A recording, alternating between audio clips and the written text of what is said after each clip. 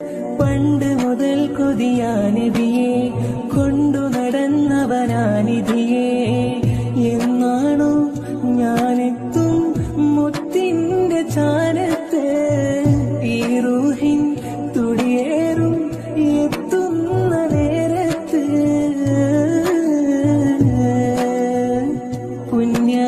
പുണ്യമദീനത്ത് ഞാനെത്തും നേരത്ത് ഇഷ്കിന്റെ ഗീതങ്ങൾ പാടും ചാരത്ത് ബഹറിന്റെ